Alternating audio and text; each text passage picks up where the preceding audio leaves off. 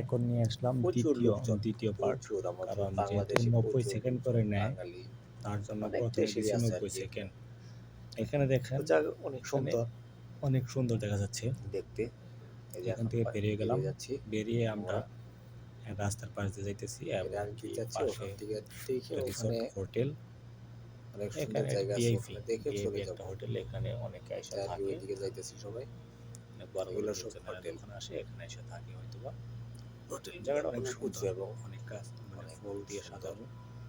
এগুলো আমাদের সাইড জন্য দিয়ে না, অনেক ফুল এগুলো দিয়ে বড় বড় সাজানো। লোকের জন্য, আমাদের জন্য না। দেখেন অনেক গাছগুলো অনেক সুন্দর, কি ফুল গাছ, অনেক বড় হোটেল অনেক সিস্টেম। ডিজাইন করা, অনেক সুন্দর আর কি।